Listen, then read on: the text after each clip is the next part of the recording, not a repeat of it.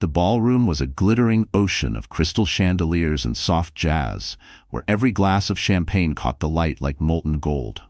Laughter floated above the clinking of cutlery, the room thick with the perfume of wealth, notes of aged scotch, gardenias, and ambition. Men in tailored tuxedos spoke in low, self-assured voices, while women in sequined gowns leaned in just close enough to be seen and envied. Near the center, under a halo of light, stood Marcus Thorne, the man everyone had come to see.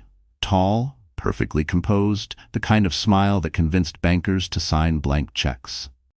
On his arm tonight, deliberately, possessively, was Sienna Vance, 24, the living embodiment of ambition in a champagne-colored dress that clung like a whispered scandal. She laughed at something Marcus said, her hand brushing his sleeve as though she had every right to be there. And she did, at least in Marcus's mind. Across the polished marble floor, the heavy double doors opened without announcement. A ripple of surprise moved through the room. Isabella Rossi Thorne stepped in. 6 months pregnant, her midnight blue gown flowed over the gentle swell of her belly, her dark hair cascading in waves that caught the light. She wasn't supposed to be here. Her name hadn't been on the guest list. Marcus had made sure of that. From a distance, you might think she had come to support her husband. Up close, you could see it. The faint tremor in her hand, the slight quickness of her breath. Her heart was pounding so loudly she could almost hear it over the music. She didn't belong to this world anymore. Not in his eyes. But she wasn't here for him. Not really. She had imagined this moment on the ride over, gripping the leather seat in the back of the town car, the city lights blurring past. The air outside had been cold, but the heat in her chest was a steady, controlled burn. She remembered when Marcus used to look at her the way he now looked at Sienna, like she was both the prize and the future. That memory was a knife she had learned to hold without cutting herself. Marcus saw her before she reached him. For a heartbeat, his charming smile faltered. Then, in front of 100 guests and a dozen reporters, he stepped away from Sienna. His jaw tightened. "What are you doing here?" He hissed under his breath when she was close enough to hear. "I'm your wife," she said softly, though her voice carried just enough to draw the attention of those nearby. The words hit him like a challenge, and Marcus Thorne did not tolerate challenges. His hand moved before his mind caught up, a sharp, open-handed crack that echoed through the ballroom. The sound seemed to suspend in the air, louder than the music, louder than the gasps that followed. Her head snapped to the side. For a moment, all she could register was the heat on her cheek and the ringing in her ears. Around them, silence swallowed the room. Champagne flutes hung frozen in midair, conversations cut mid-sentence. Somewhere in the back, a camera shutter clicked. Inside, 1,000 thoughts collided in her skull. You've done it in private before, but now you've made it public. The sting on her skin was nothing compared to the weight in her chest. A mixture of humiliation, rage, and something sharper, something useful. Sienna's eyes darted between them, her lips curling into a smirk she tried to hide behind her glass. That was when Isabella knew. Marcus wanted the world to see her diminished. He wanted them to believe she was powerless. She straightened slowly, her fingers brushing the edge of the table beside her, grounding herself. She could feel the baby shift inside her, as if reminding her she wasn't alone. She met Marcus's gaze, and for a fleeting second he looked uncertain. She tucked that away. Uncertainty was an opening. Her mind began to work. She thought of the documents in her study drawer, of the board members she had cultivated friendships with back when she was still Mrs. Thorne in more than just name. She thought of Marcus's arrogance, his belief that she had no power left because she had no seat at his table. He had forgotten that she had helped build the table in the first place. From the far side of the room, a murmur began to rise, polite whispers breaking into open commentary. A society columnist scribbled furiously in a leather-bound notebook. The band had stopped playing. All eyes were on them, on her. Marcus leaned in, his breath laced with whiskey. "Go home, Izzy. Now, before you embarrass yourself further." She didn't move. "Oh, I won't be the one embarrassed," she murmured, just loud enough for him to hear. On the surface, she was calm, almost serene. Inside, her pulse was a war drum. She could still taste copper at the back of her throat, her body vibrating with the urge to cry or to scream. Instead, she forced her mind to the next step. She couldn't let the anger decide her moves. She had to let the anger fuel them. She stepped back, not in retreat, but in control, letting the weight of the moment hang there. The reporters would spin this in the morning, but she already knew what the headline would be. She would make sure of it. The chandeliers above cast halos over the heads of the wealthy, but the brightest light in the room now was the spotlight on them. The golden couple undone in a single moment. And in that light, Isabella decided something Marcus would never see coming. She smiled, not the brittle smile of a humiliated wife, but the measured smile of someone already pulling the first thread of a plan. The crowd began to buzz again, the incident breaking into fragments of speculation. Sienna touched Marcus's arm, whispering something meant to soothe him. But Isabella was already turning toward the door, every step deliberate, as though she were walking away from a fire she had no intention of putting out. She didn't need to stay and fight here. The real battle was elsewhere, and it had already begun. By the time Marcus woke up tomorrow, he wouldn't just remember the slap. He'd remember the moment he realized she wasn't the victim he thought she was. The cold night air wrapped around Isabella as she stepped out of the ballroom, the heavy doors closing behind her with a muffled thud. Outside, the city's skyline stretched like an unending constellation of ambition, towers of glass and steel, each window a flicker of someone else's story. Her heels clicked against the marble steps, each sound sharper than the slap still stinging on her cheek. She didn't head for the car immediately. Instead, she stood at the edge of the Grand Hotel's driveway, one hand resting instinctively on her belly. The baby shifted again, a gentle nudge from the inside, grounding her in the present. The child was her anchor now, her reason for every calculated breath. Her mind, however, drifted backward. Years peeled away like old wallpaper, revealing a younger Isabella Rossi standing in the shadow of Columbia University's architecture building, portfolio in hand, rain in her hair.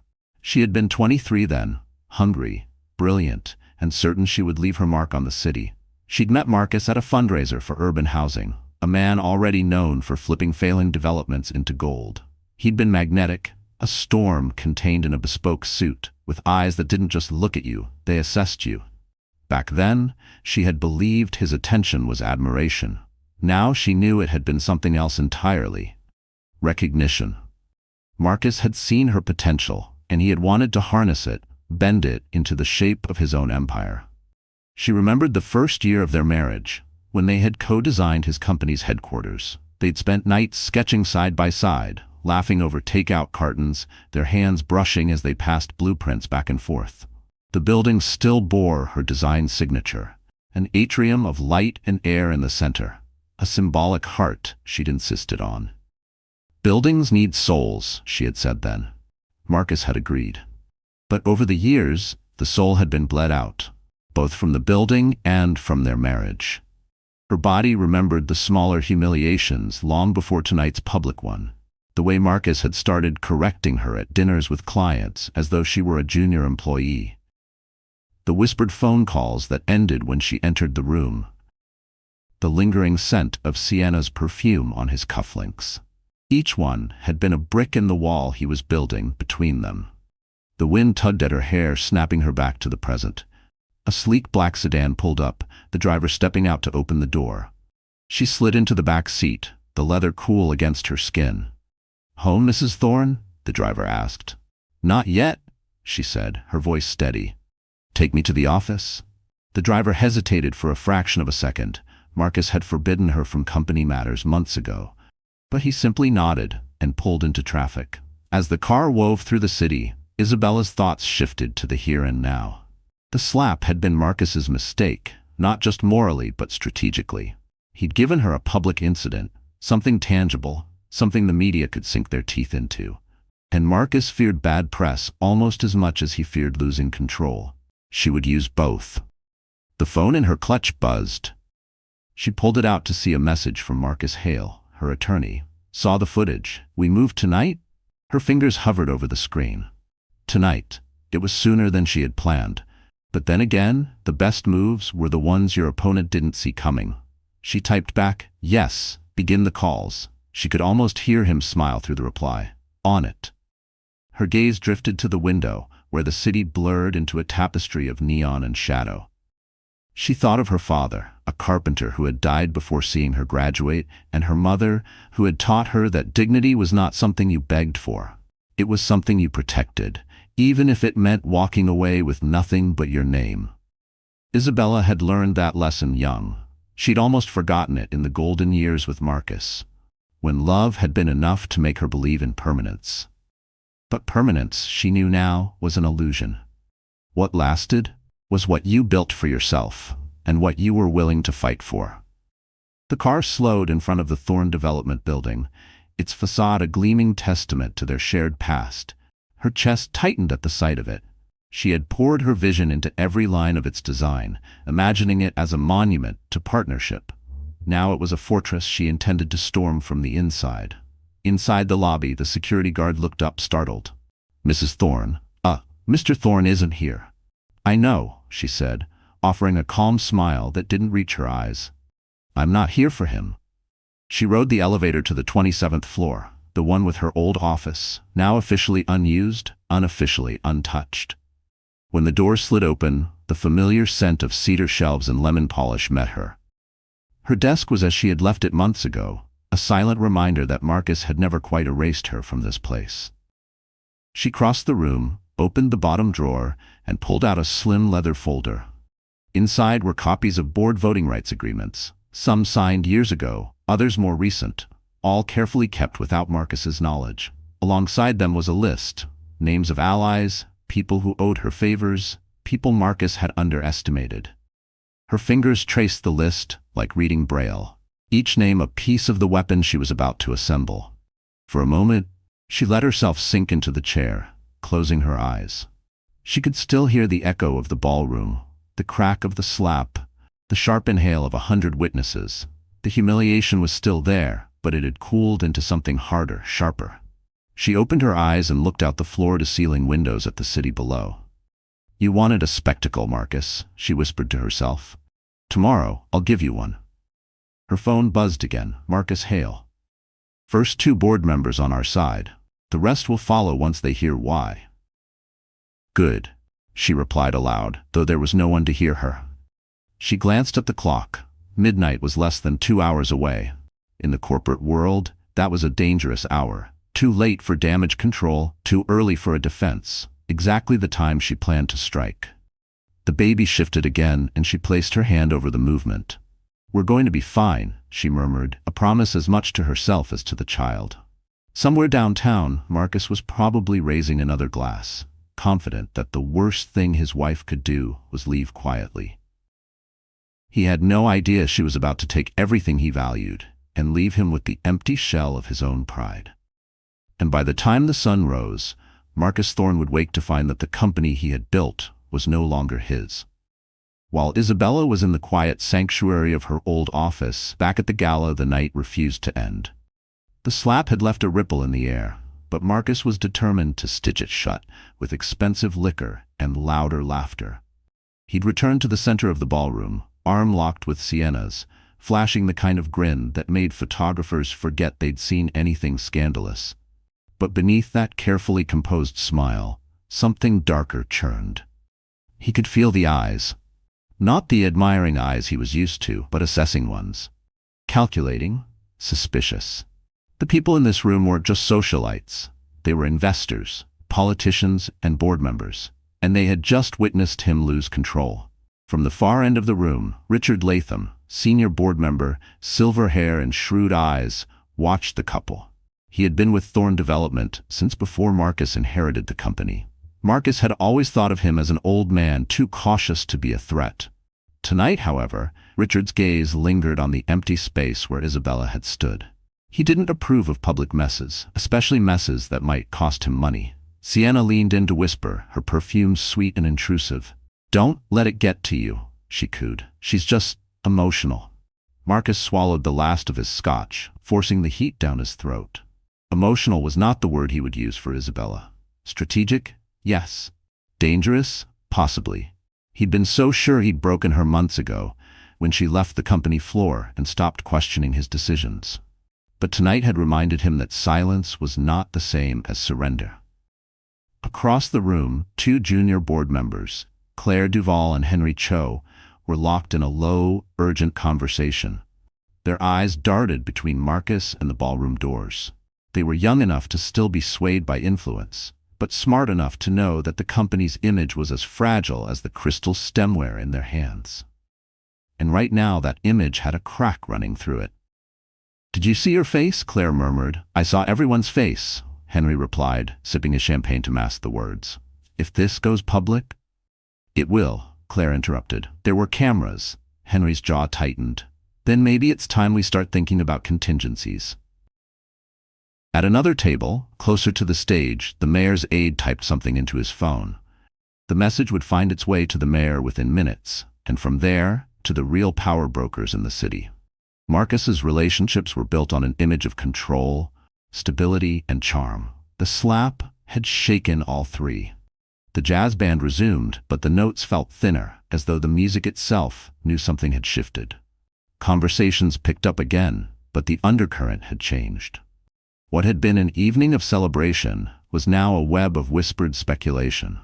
Marcus, sensing the shift, decided to make a show of dominance. He clinked his glass, drawing the attention of the room. "A toast," he announced, voice booming with forced warmth. "To Thorne Development, the past, present, and the incredible future ahead." The crowd responded with polite applause, but it was softer than usual. Some lifted their glasses out of habit, others out of obligation. Marcus scanned their faces, searching for reassurance. Instead, he found distance. Sienna squeezed his arm. "You're fine," she whispered. But Marcus knew better. A seed had been planted tonight, and it wasn't loyalty. Outside, in the service corridor just beyond the ballroom, two catering staff whispered over trays of half-empty glasses. "That was his wife, right?" one asked. "Yeah," the other replied. "I heard she used to have an office on the top floor. Designed the damn building." The first one let out a low whistle. "Guess she's not done with him." Back on the main floor, Richard Latham finally approached Marcus. "We need to talk," he said quietly, his tone carrying the weight of decades of boardroom battles. Marcus forced a smile. "Tomorrow, Richard. Tonight's for celebrating." "Tomorrow might be too late," Richard replied, then walked away without another word.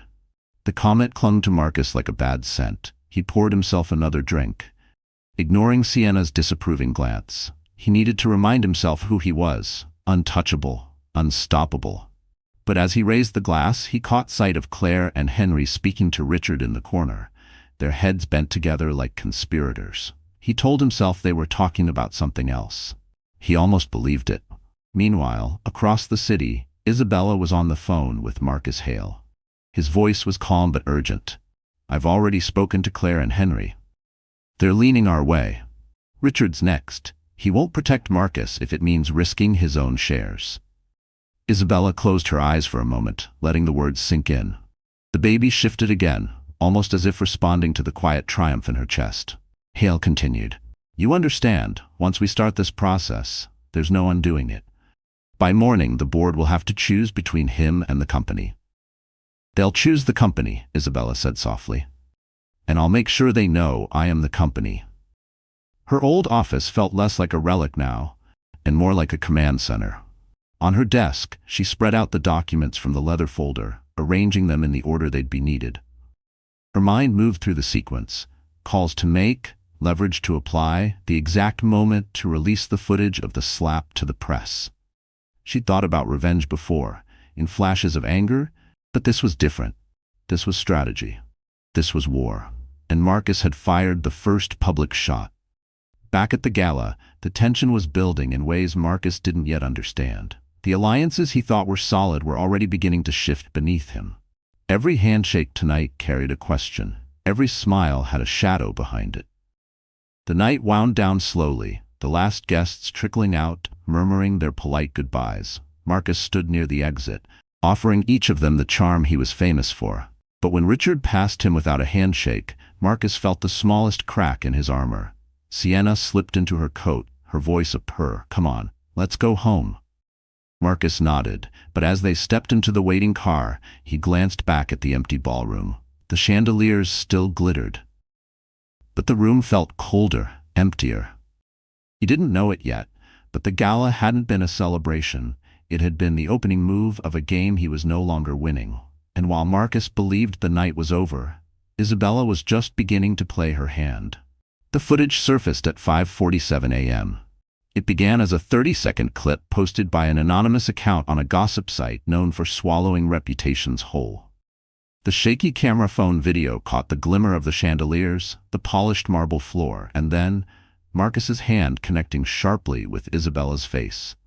The slap was crisp, echoing across the ballroom even through the grainy audio. The pregnant curve of her belly was unmistakable under the blue dress. Within minutes, it was on every platform. By 6:15, hashtags bearing their names were trending globally.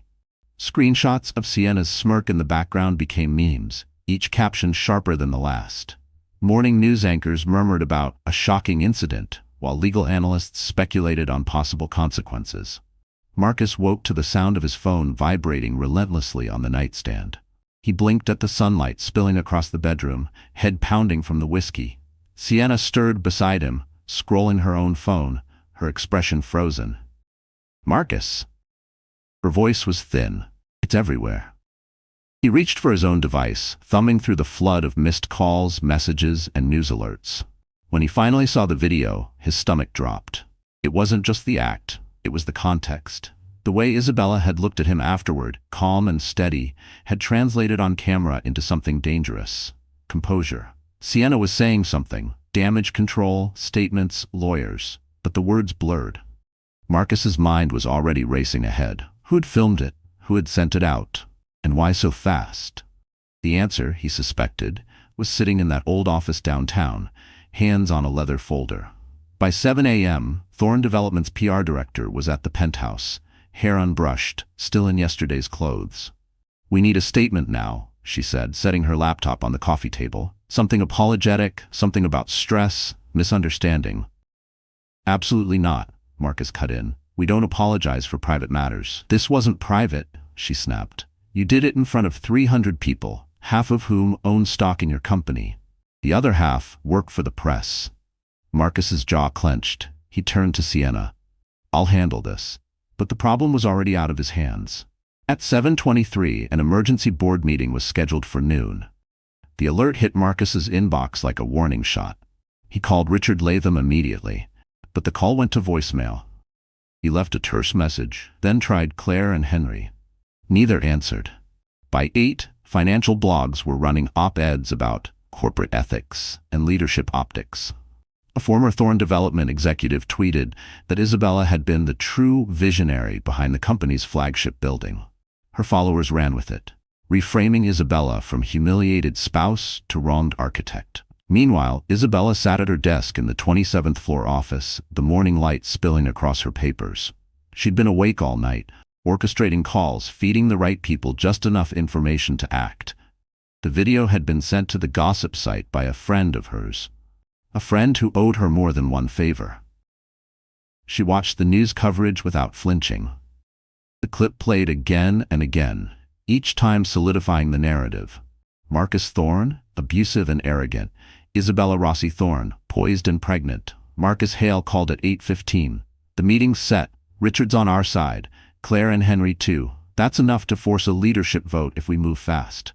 Move, Isabella said simply. She hung up and stared at the skyline. Every step was unfolding as she'd mapped it. She thought of her father again, the way he'd measured twice before cutting once. That was how she'd built this moment. Precise, patient, inevitable. Back at the penthouse, Marcus paced like a caged animal. "They can't do this," he muttered. "I am the company." Sienna hovered near the kitchen island, sipping coffee she didn't seem to taste. "Maybe you should just go in there humble. Say you were stressed. Apologize to her." Marcus spun on her. Apologize to her? After everything she's... He stopped himself. Too much truth was dangerous, even here. His PR director slammed her laptop shut. "If you walk into that boardroom angry, they'll vote you out before dessert. This isn't about her anymore. It's about your image, and right now, your image is toxic." By 9:30, the markets had opened, and Thorne Development stock dipped 3 points. Not catastrophic, yet, but enough to get the attention of shareholders who didn't care about marital drama, only numbers. Isabella's phone buzzed again. This time it was a reporter she trusted. I have the footage, the woman said. But I also have quotes from 3 board members saying you should take over. Run them, Isabella replied. The headline went live at 10:02. Board members questioned Marcus Thorne's leadership after public altercation. Beneath it was a still frame of Marcus's raised hand and Isabella's calm, unblinking stare. In the comments, strangers debated her life as if they knew it. Some called her brave, others pitied her, a few questioned her motives. She read none of it. Public opinion was a river, always moving, impossible to hold. She only needed it flowing in her direction long enough to reach the next shore. At 11:15, Marcus stood before his wardrobe, selecting the armor of the day. Charcoal suit, blue tie. He caught his reflection in the mirror and saw, for the first time, a flicker of uncertainty in his own eyes. He hated it. Downstairs his driver waited. The ride to headquarters was silent, except for the hum of the engine. The city outside seemed colder, harder, as if it too had seen the video. Isabella arrived 10 minutes earlier, walking through the lobby with her head high. The security guard nodded, no hesitation this time. Employees glanced up from their desks as she passed, whispers trailing in her wake. On the 30th floor, the boardroom was already half full. Richard sat at the head of the table, papers neatly stacked. Claire and Henry were to his left, speaking quietly. When Isabella entered, all 3 looked up, and something passed between them. A silent agreement. Marcus arrived moments later. The air shifted, charged with unspoken history. He took his seat opposite Isabella, his expression a mask. Richard cleared his throat. We're here to discuss the leadership and future of Thorne Development in light of recent events. Marcus leaned back, forcing a smirk. Recent events being my personal life? Recent events being your public behavior? Richard corrected, which has financial consequences, significant ones.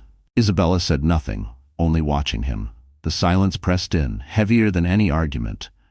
For the first time in years, Marcus felt the ground beneath him tilt. And when Richard slid the vote sheet across the table, Marcus realized this was not a meeting. It was his execution. The boardroom was a glass box in the morning light. The city spread like a hard, glittering map on every side. Coffee steamed in white porcelain cups. Legal pads waited, crisp and unused.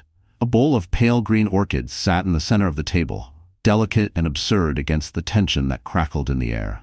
Outer layer chairs scraped, pens clicked, a projector hummed to life. Inner layer, pulses quickened, throats dried, eyes avoided other eyes.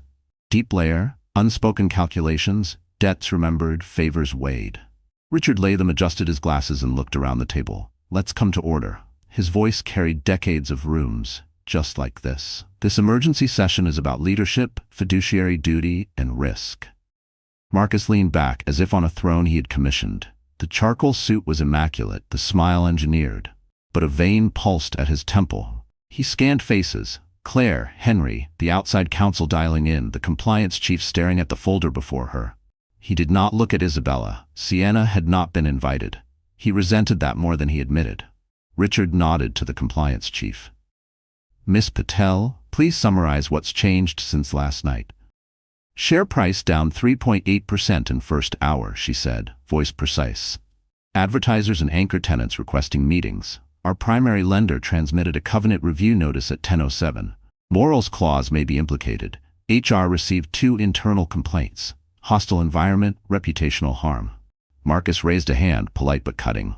Are we making governance decisions based on gossip clips? It's not gossip when it's on every screen, Henry said softly. He didn't look up, but his tone had spine. Outer, the projector flickered, revealing a slide, headlines, timestamps, the frozen frame of the slap. Inner, a heat rose in Marcus's chest, that familiar heat that demanded obedience. Deep. Don't let them smell fear. Never let them smell fear. Richard folded his hands. Marcus, you can speak, then Mrs. Thorne. After that, we proceed. Marcus stood with practiced gravitas. A personal moment, taken out of context, has been weaponized. I regret the distraction. But our results are clear. Record quarters, a pipeline others dream about. Thorne Development doesn't need a morality play. It needs leadership. My leadership. His eyes finally cut to Isabella, only for a heartbeat, as if daring her to meet him where he was strongest. She didn't move. He sat. Isabella rose without hurry. The room seemed to brace as she placed a hand on the table, the other resting lightly on her belly. Her voice was level. I won't retell what everyone's seen. I'll speak about this company. Outer, she opened a leather folder. Paper whispered. Inner, her heart thudded once, heavy, then steadied as if finding its cadence. Deep, measure twice, cut once. I joined Thorne at its birth, she continued. I helped shape its first headquarters. I wrote the design guidelines that brought in the anchor tenants we still have today. I met with investors when our brand was a rented suit and a dream. I stepped back when marriage blurred lines, but I never stopped caring for the building I helped raise. She slid 3 documents forward. Exhibit A, a letter from our primary lender, expressing concern about management conduct inconsistent with community standards and reserving rights under Section 11.3b. Exhibit B, a joint note from 2 of our top 4 tenants requesting assurance by today of a stable governance plan. Exhibit C, a memorandum of understanding signed last year by this board, allowing for immediate interim leadership in case of extraordinary events affecting the company's reputation or financial relationships. Richard glanced down, brow lifting a millimeter. He remembered the MOU. He had insisted on the language. He hadn't imagined using it like this. Marcus forced a chuckle that landed like a dropped glass. So now you're a lawyer too? I'm an architect, Isabella said. I know how to calculate load-bearing points. Silence settled, taut and surgical. Outer, a conference speaker pinged. The lender's representative joined, voice tinned by distance. We won't dictate governance, but we need to see steps that restore stakeholder confidence today. Inner, jitters skittered along several spines. Deep, the clock was now a blade. Richard turned to Marcus. Anything further? Marcus rose again, voice dipped in steel. Let's be honest, this is a coup staged by a scorned spouse. You. He pointed toward Claire and Henry. You will regret letting personal theatrics run a Fortune 500 balance sheet. Claire's jaw tightened. She tapped her pen once, the sound small and decisive. Here's what I regret. Watching our CEO hit his pregnant wife on camera. You built a company, Marcus. You also just built a crisis. Isabella didn't look at Claire. She looked at the orchids, absurd and calm, and thought of her mother's hands arranging flowers at a cheap kitchen table. Dignity is not loud, her mother had said. It's steady. Richard cleared his throat. Motion on the floor. Effective immediately, Marcus Thorne is suspended as CEO and chair pending review. The board will appoint an interim executive chair for 90 days, renewable, with authority to implement a stabilization plan. The words filled the glass box like cold air. Marcus laughed, incredulous, then dangerous. You don't have the votes. Isabella lifted another sheet. Proxy letters. 5 independent shareholders signed overnight. They request leadership appropriate to the company's stated values. How did you? Marcus began, then bit it back. He knew how. She still knew where the load-bearing points were. Outer, pens poised, eyes down. Inner, hearts hammered, some with relief, some with dread. Deep, a chapter closed, another opened, cost unknown. Richard looked around. We vote. All in favor. Hands rose. Claire first, Henry next, Miss Patel. The outside director from Zurich on the screen. Richard lifted his own last like a gavel. All opposed? Marcus raised his hand alone. The motion carried. The words did not shout. They landed with the weight of poured concrete. Sienna's name flashed on Marcus's phone, ignored. He stared at Isabella, expecting gloat, triumph, anything he could strike against. He found composure instead, the same composure that made the video so lethal. Richard continued. Next motion. Appoint Isabella Rossi Thorne as executive chair. For CEO functions, we elevate COO James Tremaine as acting CEO to ensure operational continuity. Heads nodded. It was sensible, boring, precisely what lenders wanted to hear. Isabella had advocated that arrangement in last night's calls. She didn't need the title to wield the power. She needed the power to fix the bleeding. Marcus's voice dropped to a growl. You don't have the competence. You have a grudge. Isabella met him, eyes steady. I have a plan. Outer, she slid a stapled document across. The stabilization plan. Tenant calls at 2, lender update at 4, a public statement at 6, a governance task force with outside ethics council by week's end.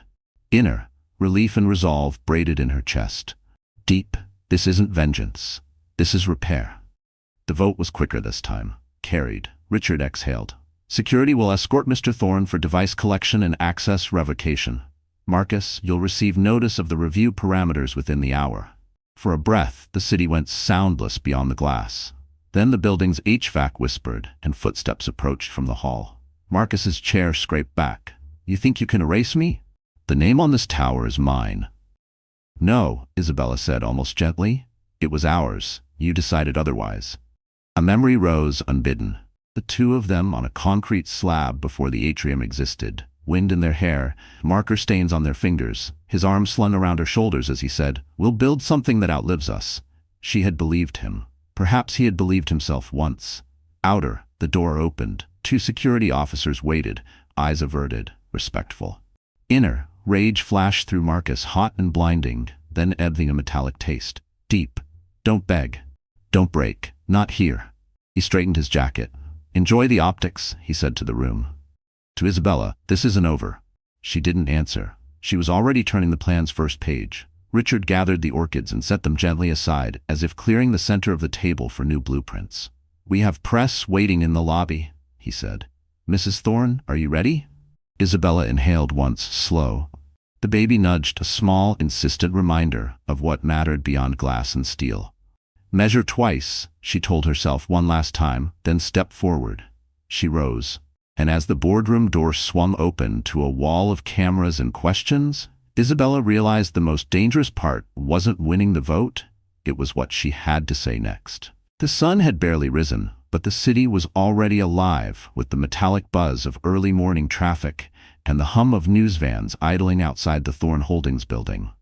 Satellite dishes sprouted like awkward flowers from their roofs, each one angled toward the glass facade where Marcus Thorne's empire operated.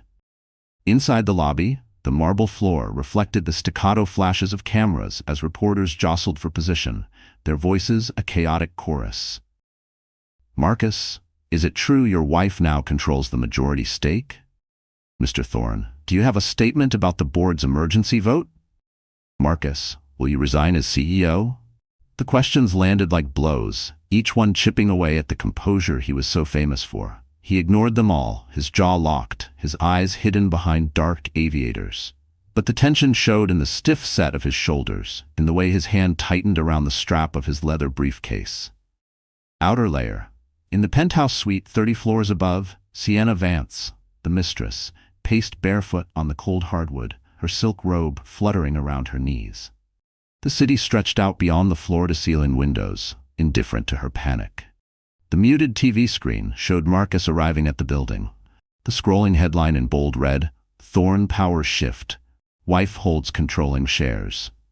She muted the sound but couldn't block the image of Isabella's calm, composed face from her mind. Inner layer, her pulse thudded in her ears, matching the restless tapping of her foot. Her throat was dry, yet the taste in her mouth was metallic, bitter. She remembered the last conversation with Marcus, his voice low, confident, assuring her that Izzy will fold. She's not built for this kind of fight. The memory curdled in her chest now.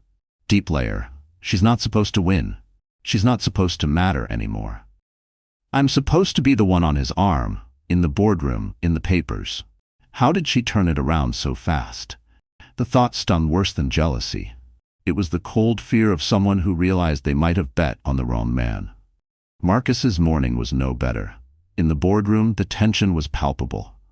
The directors avoided his gaze, their eyes fixed on the thick stack of documents before them. Isabella's move had been surgical. An emergency vote called at dawn, with enough allies flipping sides to strip Marcus of his decision-making majority. "She's leveraging the sustainability division's expansion," one director murmured. "She's got the shareholders on her side," another replied quietly. The words weren't meant for Marcus, but they reached him anyway, each one another nail in the coffin of his authority. Outer layer. At that same moment, Isabella sat in her lawyer's office, a warm cup of chamomile tea cradled in her hands. The morning light streamed through the blinds, catching in her hair, turning it almost gold. Her expression was serene, but her fingers tapped lightly against the porcelain mug, a barely perceptible rhythm of anticipation. Inner layer. Her chest felt lighter than it had in years, though her heart still carried the dull ache of betrayal.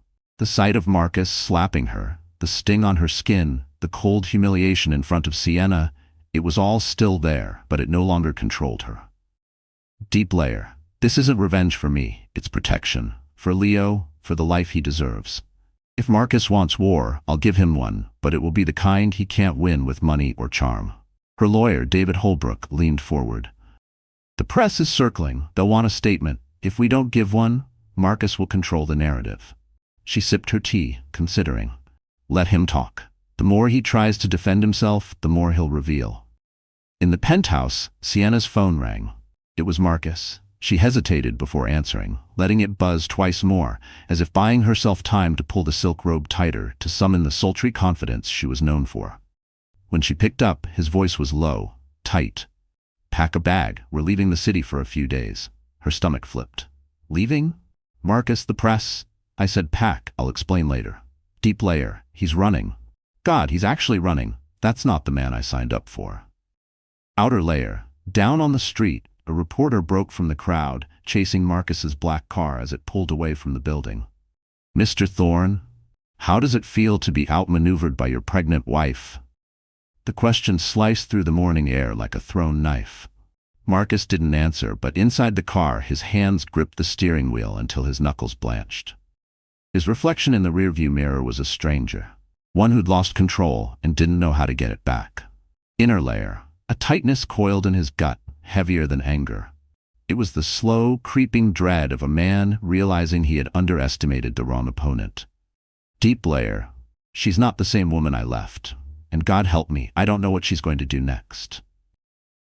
Back in her lawyer's office, Isabella glanced at her phone. A text from an unknown number lit the screen. He's not done yet. Watch your back. She read it twice, her eyes narrowing slightly, the corner of her mouth lifting in something that wasn't quite a smile. She had been expecting this. What she hadn't expected was who the message was from.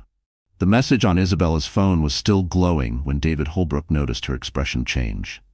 Something wrong? He asked, watching her set the device face down on the desk. Outer layer. The room was quiet except for the faint hum of the heating system. Sunlight traced thin lines across the oak table, catching on the edges of the contracts spread before them. Inner layer. Isabella's pulse ticked up, a subtle tightening in her chest. Deep layer. It's been years since I saw his name. Why now? And why warn me? She shook her head lightly. Nothing urgent.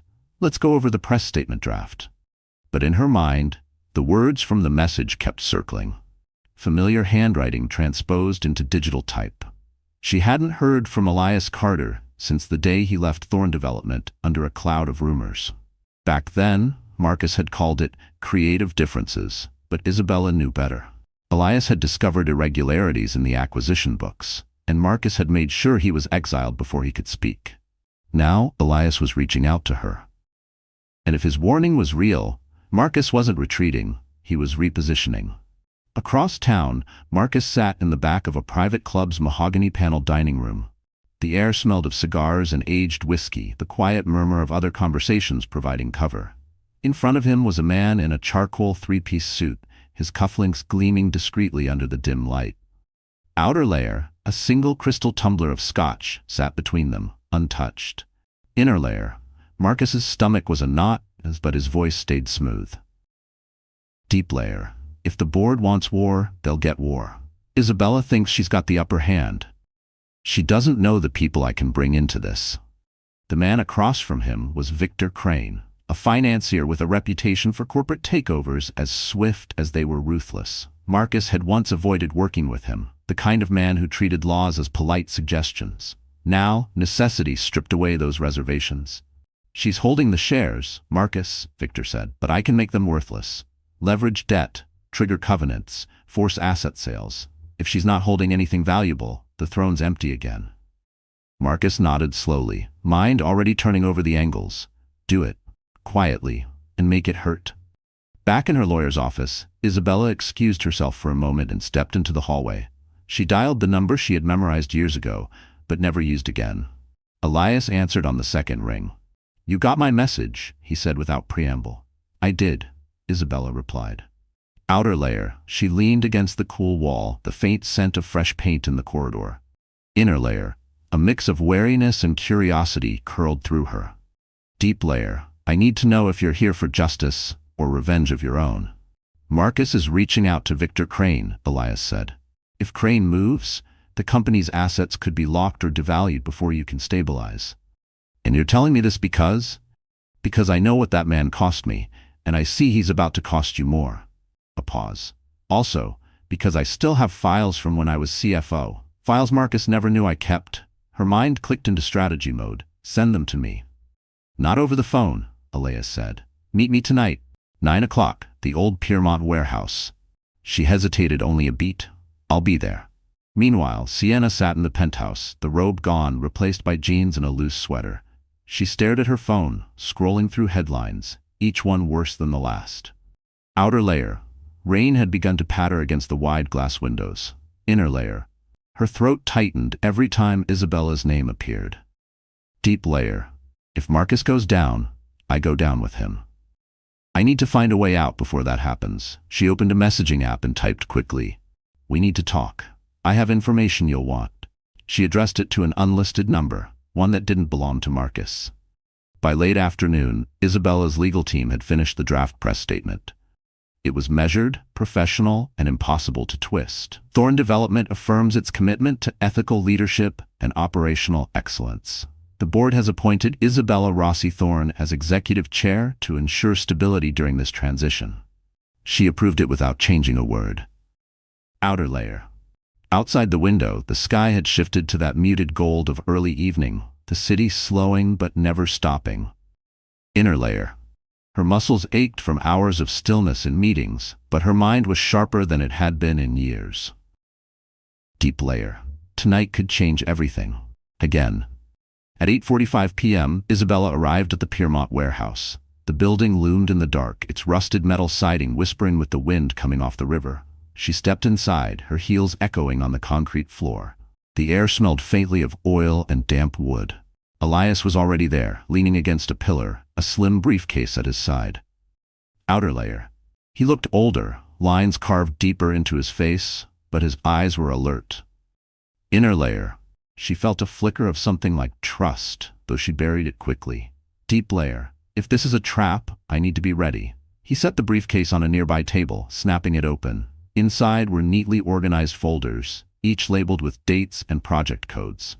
These, Elias said, are the acquisition files from the Rivergate project. Marcus funneled millions into side accounts through shell companies.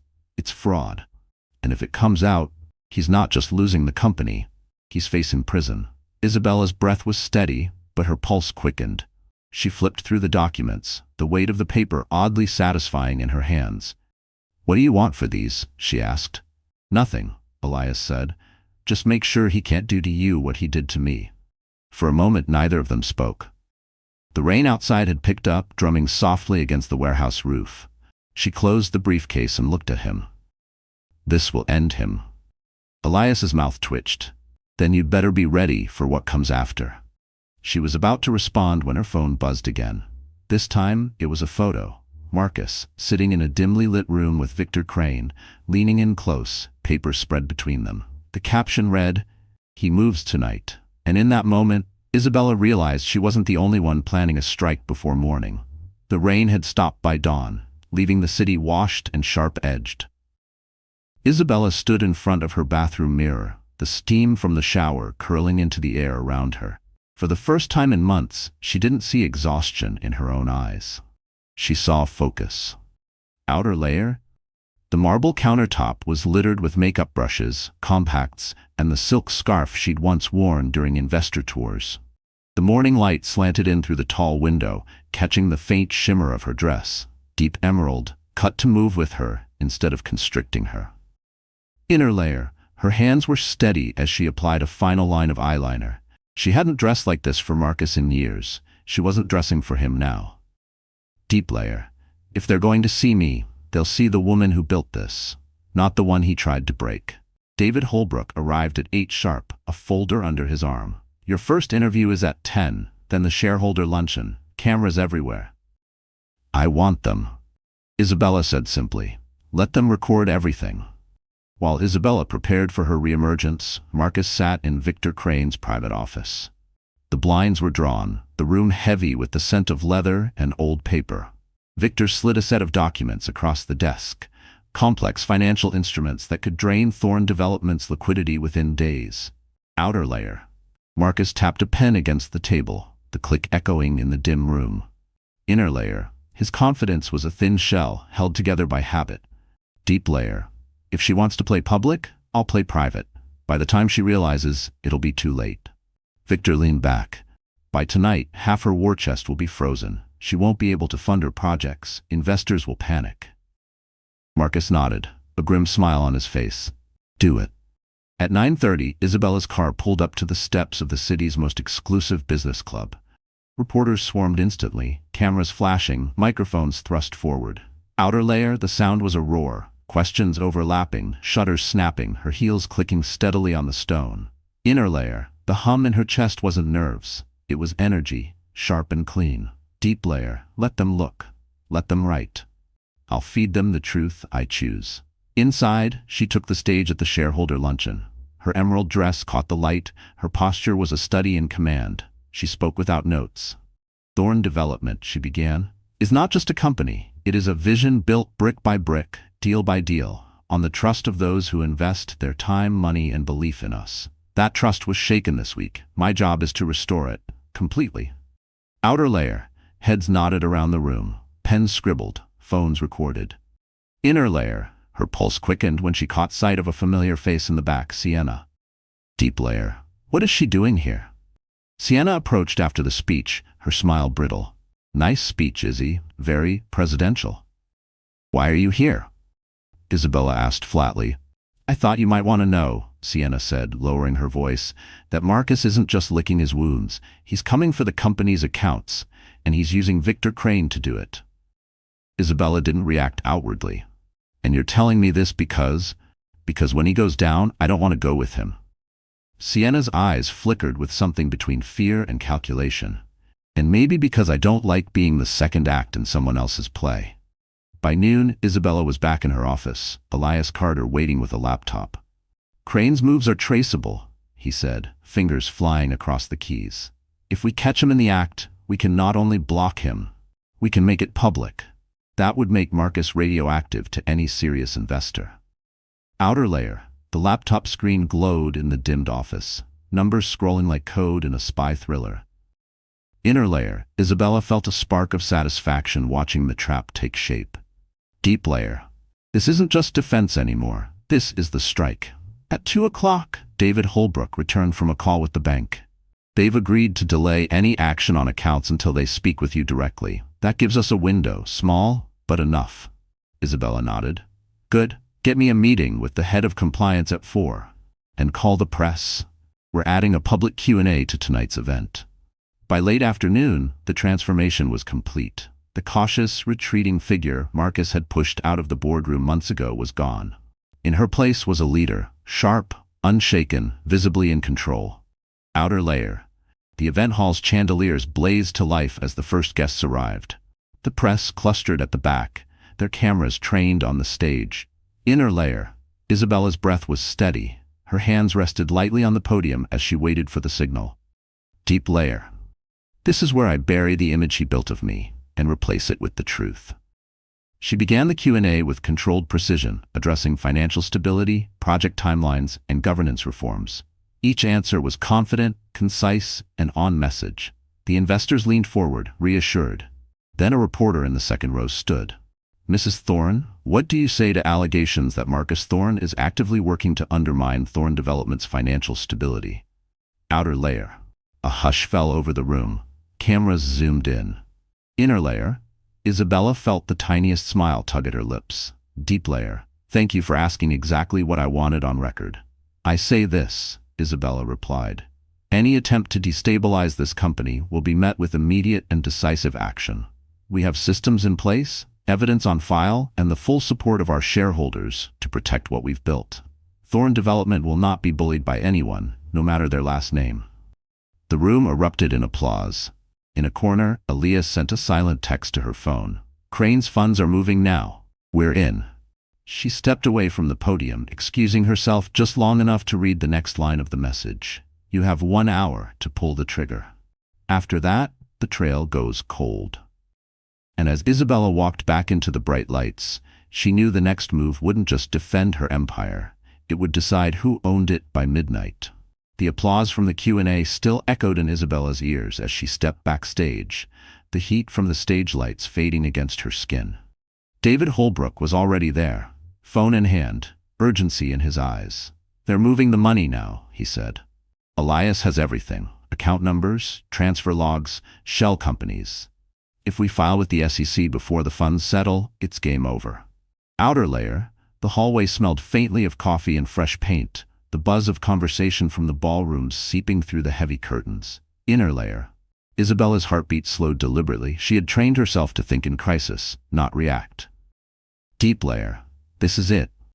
If I pull this thread, Marcus doesn't just lose the company. He loses the illusion of untouchability. She nodded once. "Do it. File everything and send copies to 3 major financial outlets. If the SEC doesn't act fast enough, public outrage will." Meanwhile, across the city, Marcus sat in Victor Crane's office, watching a screen where numbers shifted like a private language. "By the time she realizes what's happening," Crane said, "her liquidity will be gone. She'll be chair of an empty shell." Outer layer. The blinds were half closed, casting striped shadows across the desk. Inner layer. Marcus's chest loosened slightly at the thought of her scrambling, calling in favors, too late. Deep layer. "You can't outplay me, Izzy. You were good in the design room. I live in the fight." But then Crane's assistant walked in, pale. "Sir, you need to see this." She handed him a tablet. The headline blazed in bold. "CC receives evidence of fraud involving Victor Crane Holdings and Marcus Thorne." Beneath it, subheadlines from 3 different financial news sites detailed shell companies, diverted funds, and project codes that matched the Rivergate acquisition. Marcus's blood went cold. "How the hell?" "She had it ready," Crane muttered, already moving to shut down systems. "She baited us." Back at the event, Isabella returned to the ballroom as though nothing had happened, the corners of her mouth set in a serene half-smile. Guests mingled with champagne glasses. The low murmur of deals being made floated under the chandeliers. Outer layer. A string quartet played softly in the corner, the notes weaving between conversations. Inner layer. Relief was dangerous. It could make you slow. She pushed it aside, keeping her focus sharp. Deep layer. He's not finished yet. Not until he has no choice. Elias slipped in through a side entrance, making his way to her. "It's done. The SEC is confirming receipt. The media's running with it. By morning, Crane will be toxic, and Marcus, well, he'll be radioactive." "Good," she said, her voice even. "Now we wait." But the wait was shorter than anyone expected. At 9:47 p.m., David's phone buzzed with a message from a contact at one of the financial outlets. "Marcus is on his way here. Wants to set the record straight live on camera." Outer layer. The air in the ballroom seemed to tighten, the music suddenly too delicate for the room. Inner layer. Isabella's mind moved instantly. Marcus on camera meant an opportunity to lock the narrative in her favor, in front of millions. Deep layer. "If he wants a stage, I'll stand on it with him. And I'll make sure the lights burn." When Marcus arrived 20 minutes later, he walked straight through the main doors, cameras following him like a comet tail. He was still in the same suit, but the polish was cracked, his tie slightly askew, his hair a fraction less precise. The media outlet had set up a live broadcast corner inside the event hall, lights glaring, microphones ready. Marcus stepped up first, gripping the lectern. "This so-called evidence," he began, voice steady but tight, "is nothing more than a smear campaign by someone desperate to hold on to power she never earned." Isabella stepped forward, her heels clicking once, twice, 3 times on the marble before she came to stand beside him. "Power I never earned?" she said, voice carrying without effort. "Tell them, Marcus, did I not design the flagship headquarters? Did I not bring in the Rivergate investors you then diverted funds from?" Outer layer. Gasps rippled through the crowd. Camera shutters stuttered like applause. Inner layer. Marcus's jaw twitched, a flicker of panic breaking through. Deep layer. Stay composed. Deny everything. Don't give her the moment. "That's a lie," he said, forcing a laugh. She didn't look at him. Instead, she looked directly into the nearest camera. "The documents are public. They've been filed with the SEC and sent to every major financial news outlet. Transparency isn't optional anymore." The reporter hosting the broadcast seized the moment. "Mr. Thorne, do you deny setting up shell companies to divert funds from Rivergate acquisitions?" Marcus's mouth opened, then closed. The hesitation was fatal. Outer layer, a camera light blinked red, the feed was live. Inner layer, Isabella felt the tide shift in real time. Deep layer. This is the image they'll remember, not the slap, not the scandal. This. Answer the question, Marcus, Isabella said softly, but it carried. He didn't. The silence was louder than any denial. The host turned to Isabella. Mrs. Thorne, what does this mean for Thorne Development's future? It means, she said, her voice smooth and unwavering, that we will rebuild on a foundation of honesty, strength, and respect. And it means that no one, no matter their title, will be above the values this company was built on. The applause was immediate, rolling over the room in a wave. Marcus stepped back from the lectern, eyes scanning for an exit that wouldn't look like retreat. There wasn't one. Outer layer. Security lingered at the edges of the crowd, discreet but present. Inner layer. The weight in Isabella's chest eased, but only slightly. Deep layer. One more move. End it completely. As the broadcast wrapped, David leaned in close. The SEC just froze his personal accounts. Crane's too. Marcus caught the words, his face darkening. He turned toward Isabella, his voice low, sharp. You think this is over? You've just made enemies you can't imagine. She met his gaze without flinching. You made them first. The cameras were still rolling, catching every flicker of their expressions. And then, from the far side of the room, a voice cut through the applause. Someone Isabella hadn't seen in years, someone who could ruin everything if they chose to speak. The voice sliced through the applause like a blade. Isabella. She turned slowly toward the sound. Standing near the edge of the crowd was a man in a dark suit, older now, but unmistakable. Robert Hale, the former auditor, Marcus had forced out years ago after Hale uncovered accounting discrepancies that were quietly buried. Outer layer. The chandeliers above cast fractured light across his lined face. The murmur of the crowd dulled, as though the room itself leaned in. Inner layer. Isabella's chest tightened, not in fear, but in recognition of a piece of the puzzle falling into place. Deep layer. If Hale's here, it's not by accident. Marcus saw him too, and his posture stiffened. You, he said, the single word dripping with venom. Hale ignored Marcus and walked straight to Isabella. I have something for you. It's not just Rivergate, it's years of transactions, offshore accounts, asset laundering, enough to put him away for a decade, maybe more. Outer layer. He handed her a small flash drive, its metallic surface cold against her palm. Inner layer. Her fingers curled around it like a closing lock. Deep layer. This is the nail in the coffin. Marcus's voice rose, brittle with anger. You're conspiring now, in public? Isabella didn't look at him. No, Marcus. We're documenting. Reporters swarmed closer, sensing history unfolding in real time. The live feed caught every word, every tightening muscle in Marcus's jaw. David Holbrook appeared at her side, his voice low. We can walk this straight to the FBI office downtown tonight. They'll move faster than the SEC. She nodded, then addressed the crowd, her tone even but charged. Thorne Development will cooperate fully with every investigation, no matter where it leads, no matter who it involves. Outer layer. Gasps and murmurs rippled outward, cameras craned for better angles. Inner layer. Marcus's face blanched and his eyes flicked toward the nearest exit. Deep layer. He's looking for a way out. There isn't one. Security was already moving, subtly closing ranks.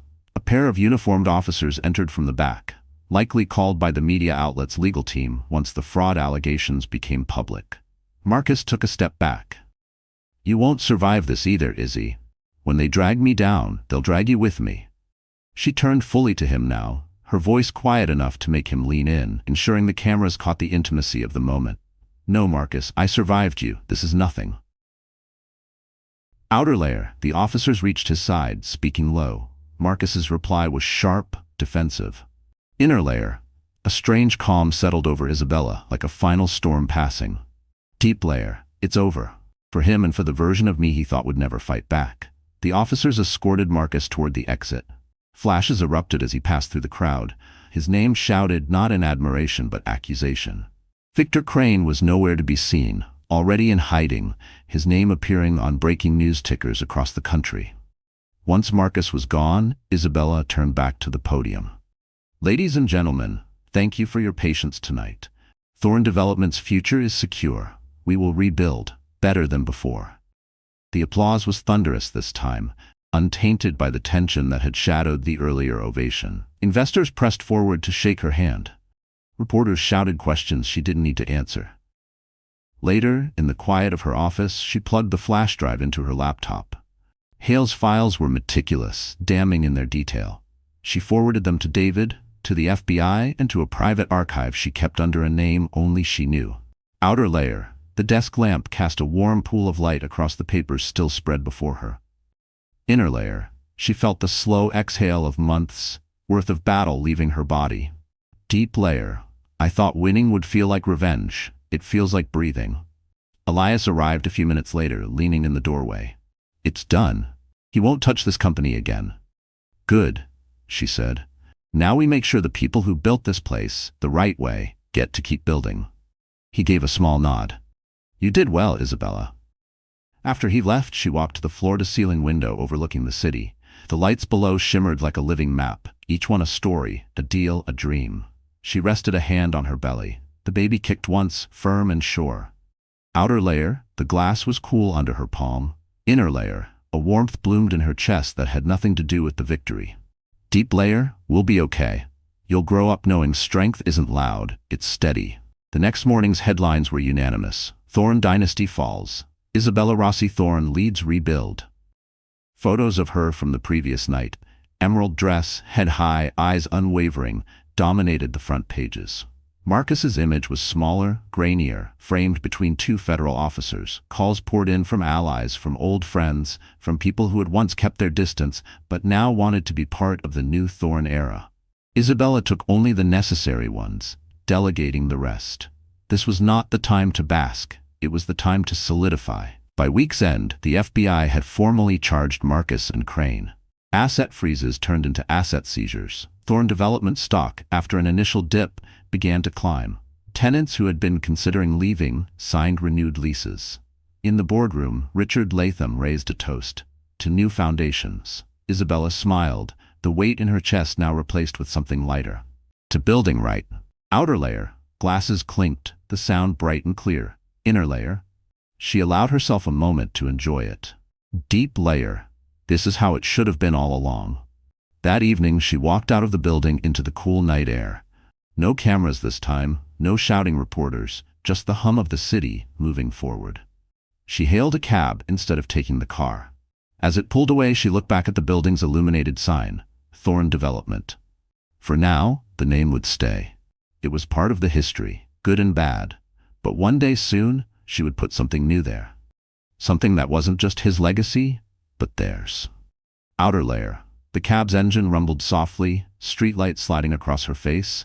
Inner layer. She felt the quiet joy of knowing she'd reclaimed more than a company. She'd reclaimed herself. Deep layer. And this time, no one gets to take it away. So my friends, that's where our story closes. And if you're still here with me right now, it means something in this journey touched your heart in a way that can't be ignored. Maybe it's the way Isabella stood back up when life tried to keep her down.